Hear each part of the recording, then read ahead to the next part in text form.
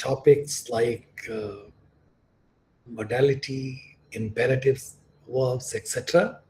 And if you still have questions about this, you can ask me those questions as well. Oh no, yeah. That was for English too. But any kind of question you can ask me. That's not a problem.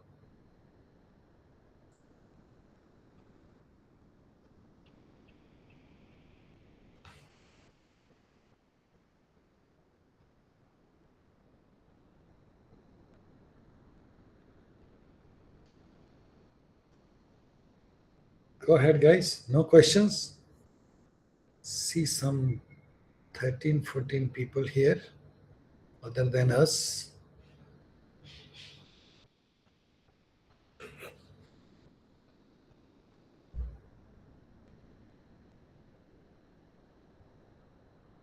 I was away last week. I could not speak with you. And I was around, but I could not take questions. But go ahead if you have your questions for this week.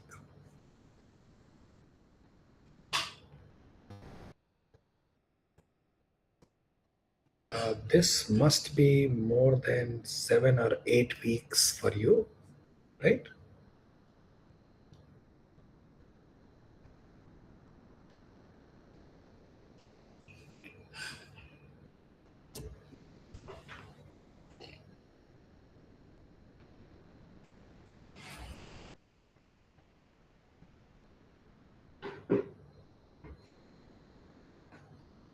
Are you guys watching these videos or not?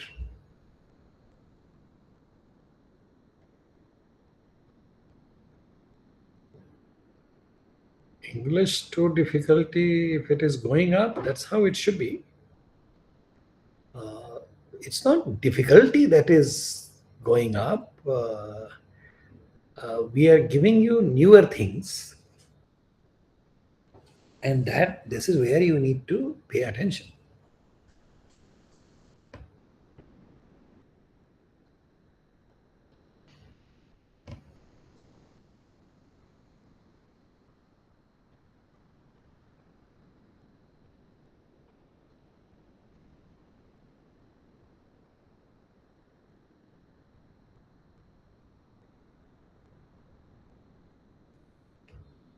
Nothing, guys? Shall we So, sir, stop I'm it then? from English one, and yeah, like on the last session, which was hosted on Tuesday, I asked you some doubts like simple sentences and complex sentences. Okay. Okay. As I said, we will discuss it in that session, but we can start. Not a problem. You want to know the difference between simple sentence and complex sentence, right? Yeah, so like more importantly, there were no example given to like create distinction between simple and complex sentences. So like I asked you for that only, to like describe both of them with in context with some of the examples, so like it becomes more clearer. Sure. I'll do that. I'll do that. It's a very simple thing. See, things like, do you remember some of the sentences that we were discussing yesterday?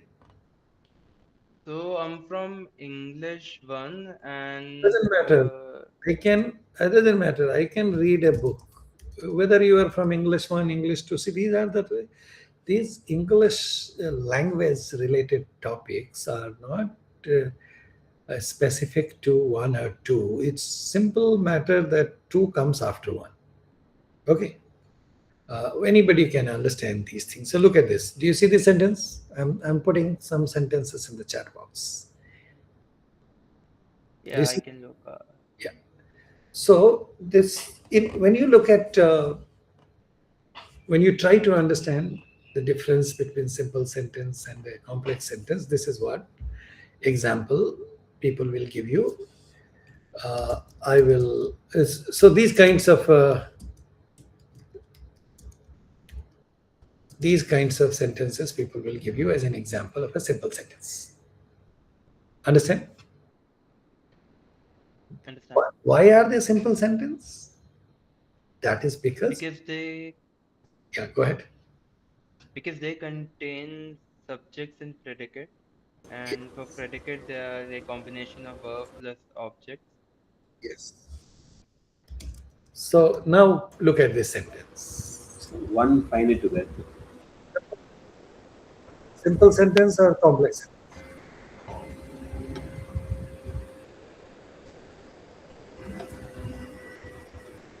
For What kind simple of sen- for simple sentence, we have only one finite verb. If there is only one finite verb, it is called a simple sentence.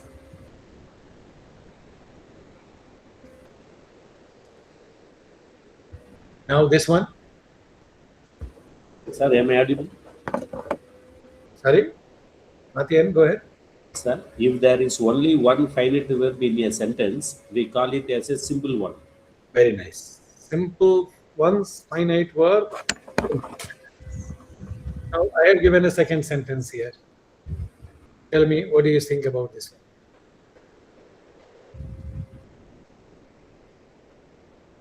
So it is complex. I know that you Yes. know me. Yes. This is a complex sentence, right?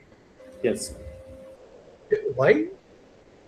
because it consists of one simple sentence, that Yes, is main clause, and one subordinate clause.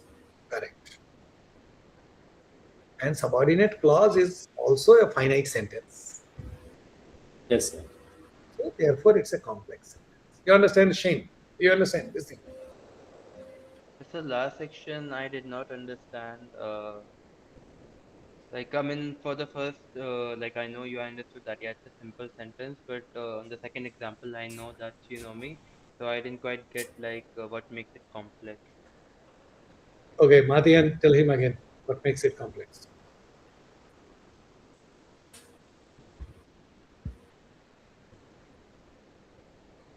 Cannot hear you, Mathian.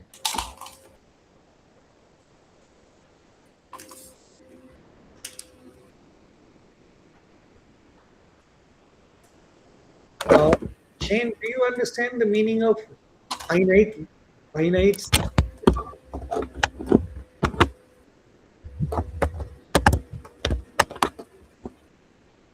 Do you understand the meaning of finite verb? Shane? Finite verb. I think. Right. Finite, So like yeah, finite means with tense. Understand? with With yes, tense. So when I say I know you, is it finite or non-finite? I know. I think it's finite. Finite. Okay. Yeah. So what he was trying to say that if you have a sentence with a finite verb, that one finite verb, that's a simple sentence. Okay. And if you have a sentence with where you have a subordinate clause, that is another clause, then it becomes a complex sentence. All right. So here the subordinate clause is you know me. Like after I know that you know me, so that you know me could be classified as a subordinate clause, right? You are correct, but you need to be little more correct. The subordinate clause is the full thing that you know me. Full thing. Okay. Whole thing is Okay. subordinate clause. Understand this part? Yes, sir. That you know me is the subordinate clause. Now, in that subordinate clause, you will still have finite verb. What is that finite verb in that subordinate clause? No. No. Therefore, it's a complex sentence. All right. So like when you explained, like in the lecture, you explained that for complex sentence, subject plus predicate, but predicate are like embedded sentence as an object. So like this is what you mean, like so it Correct. contains a subordinate. All right. Now it's much clear. Correct. Got it? Got it. Now, I want you to understand one more thing beyond this. Uh, Okay. when we see the distinction between a simple sentence and a complex sentence is a trivial distinction. Because every complex sentence is also a simple sentence.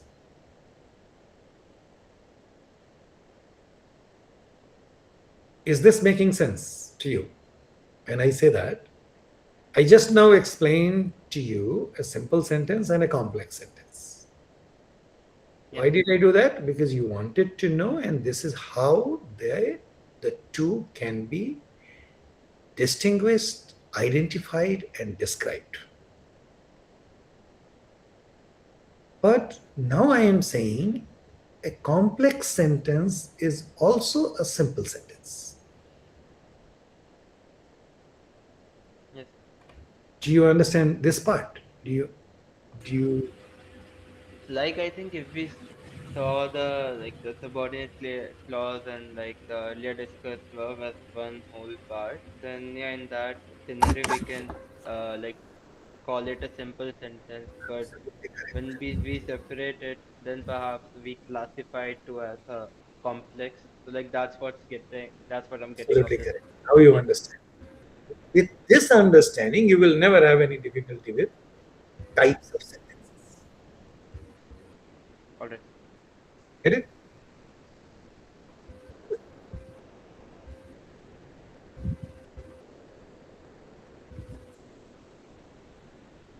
But Sir, excuse me. yeah, go ahead.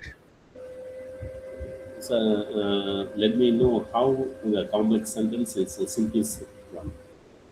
Complex sentence is a simple sentence because when you look at it, what makes the sentence complex, okay, is the object of the verb. Yes, sir. So no matter how complex the object is, it is still the object. Yes, yes, It has a subject, it has a verb, it has an object. yes, yes, sir. In simpler way, in more simpler fashion, it has a subject and a predicate. So all sentences, simple sentences, has a subject and predicate, and complex sentence also has a subject and predicate. Yes, yes, sir. Therefore, But, they are right. but grammatically speaking, is it okay, sir? Grammatically speaking, it is fine. This is why I explained to you. But I want you to understand more than what we can simply see with our eyes. Understand? Pardon? I said I want you to see more than what is visible. Yes. Shantanu Shekhar, you are writing something. I don't understand what you mean. You don't have to worry about deviating from the topic. We can go from any topic to any topic. That is not a problem. But what are you trying to say? Quiet is scored S quiet easily in English one, but what challenge did not test. I usually practice 40 minutes in English, but this time I demanded 45 minutes. The accuracy altered to dropping my grade. Wow. So what I wanted to ask was how much time on average I should eat. This is one question I have no idea about. It depends on you how much time you want to spend. You can score good grades without spending any time, and you can not score good grades with spending a lot of time also. It depends. It's a matter of understanding. It's not a matter of how much time you need to spend on that. Okay? Understand? Shantanu Shekhar. All right. And if you think it's not about 30 minutes or 45 minutes, please try to understand the concepts with clarity. If you have any difficulty with any specific subject, ask me. We'll explain you the complexities if there is any, and then spend as much time as it requires for you to understand, and you will figure it out. No issues.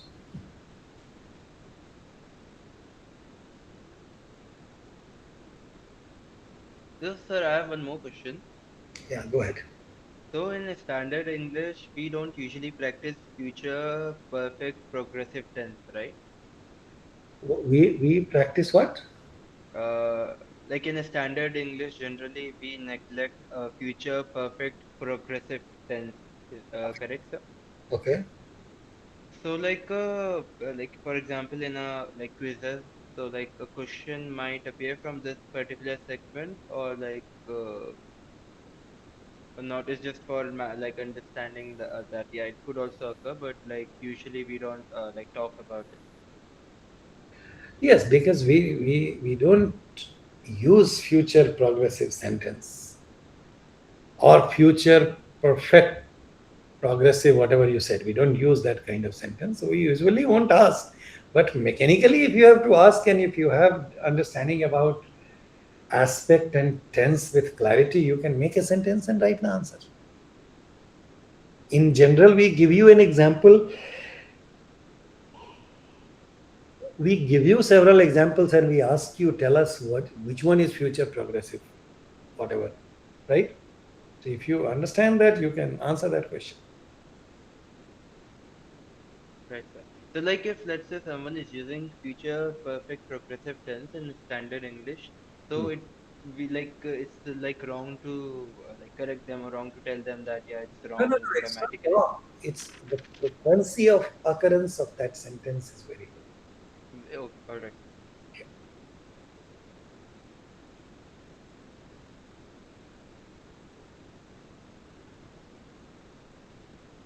How about other people? Varshini, Ranjan Kumar, Tikaraman. Excuse me, sir. Yes, Varshini. Go ahead. So, can you explain the difference between transitive and intransitive verbs? Yes, transitive verb requires one object or sometimes two objects. Intransitive verbs does not need any object. Examples are, if I say, I, like the sentence I gave you earlier, I know you. So know is a verb, right? Yes, sir. Does it require an object?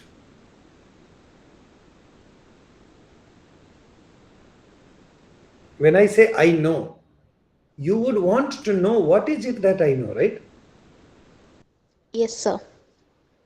That means it needs an object. And when in some cases, if I tell you I slept early, okay, that a verb like sleep, a verb like uh, uh,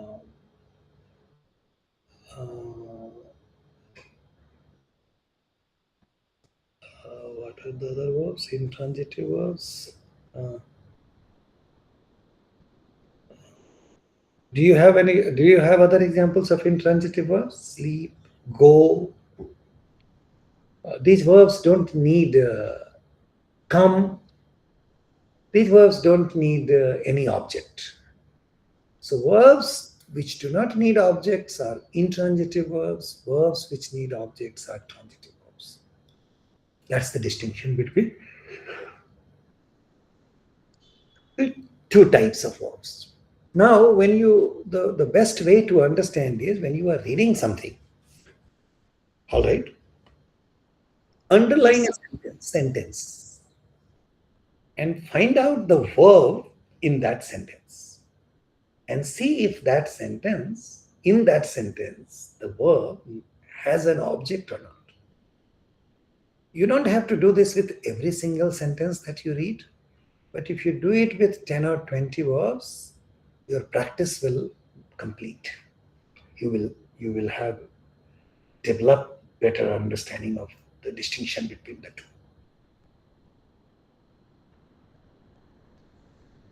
Okay, sir. Sir, I have one more doubt. Understand? Yeah, go ahead. Sir, what's the difference between monotransitive and ditransitive verb? Monotransitive and ditransitive is basically both are transitive. Monotransitive means one object. Ditransitive means two objects. So some verbs like give, teach, these are ditransitive verbs. Like when we say, I gave money to my friend. Okay? Yes, sir. So money is one object and my friend, to my friend is another object. When I say, I teach English to students, English is one object, to students is another object. So, and when we have two objects, then we make the distinction between direct object and indirect object. So when we say, I gave money to my friend, to my friend is indirect object, money is direct object, because it is money that we directly give, which is what we are giving, and to whom we give is the secondary, therefore that is indirect object.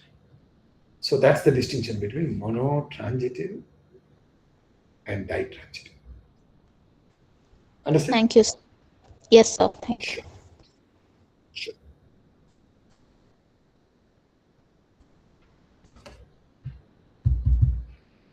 What about other people? Are you guys here? Like Ranjan Kumar?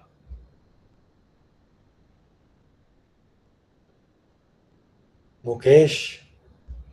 Are you guys here or you are just logged in? Not here, right? Okay.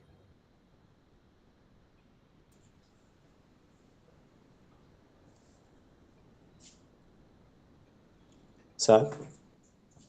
Yes, go ahead, Sir? please. I can hear you. Go ahead. Could you please explain something more about figures of speech? Sir, could you explain Yeah. something more about figures of speech, sir? What is figure of a speech? Do you understand the basic difference, basic meaning of figure of a speech? What is figure of a speech? To appreciate the language. No, it's not simply about appreciating the language. Figure of a speech. You see, there are various things about figures of a speech. Like it's basically a literary device. Okay, it's like metaphor, paradox, Yes, sir. all kinds of things.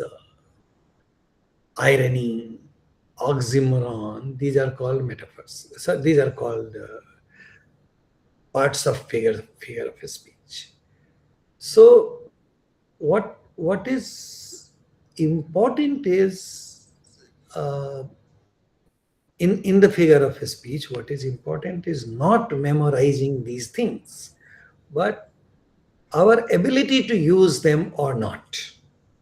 If we are unable to use it, because that adds value to our communication, that adds that gives impression to others that we have command of language.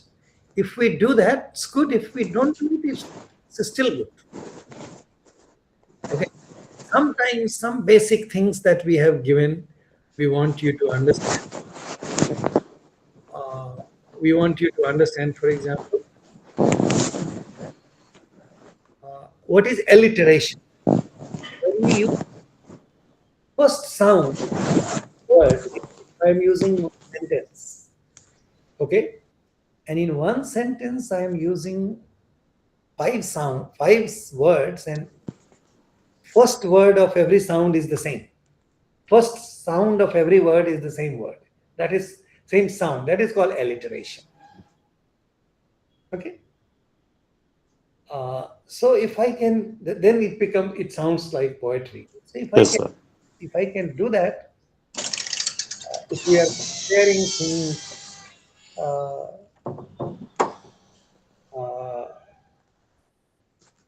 things like if I say, if I say things like Peter packed pickles. Okay, I'm using a verb pack.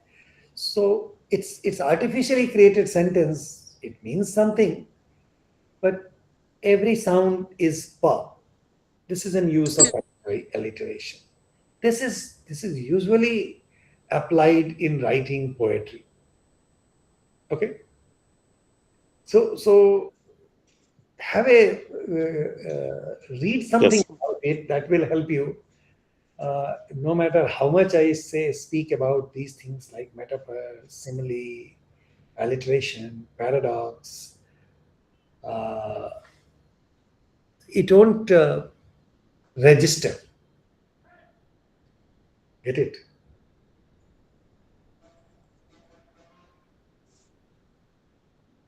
Yes, sir. Yeah, that's what is about figures of speech. Yes, sir. I got it. All right.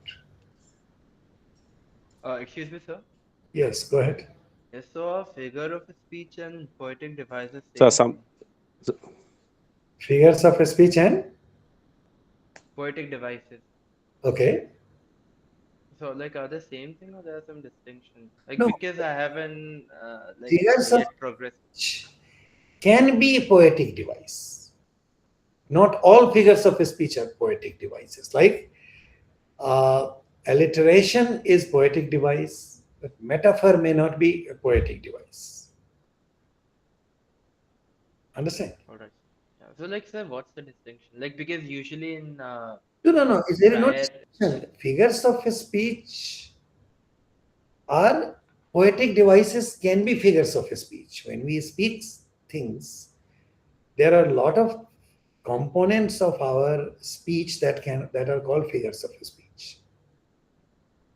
Okay, it's not poetic device, it's literary device, meaning it takes our language to another level.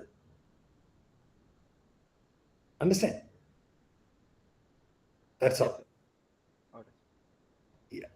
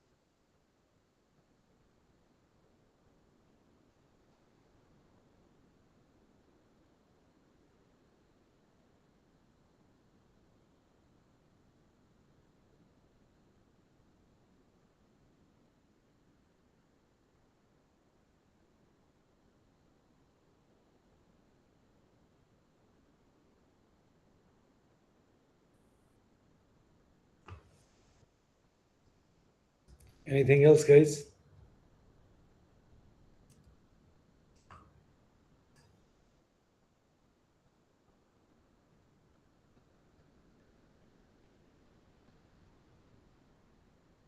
Okay, if there is nothing, then it's been a while.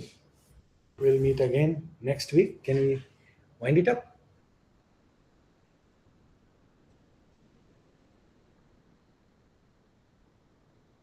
Who is this? Babal Deep Sharma. Go ahead. What's your doubt? Sometimes I just see words but not getting it. Yeah, how to get the point in one go? There is no way to get the point in one go. If it is not happening, that simply means you need more practice. It simply means you have not been reading enough. So please spend some time reading. I may not sound very nice to you, but there is no shortcut, Pavaldeep.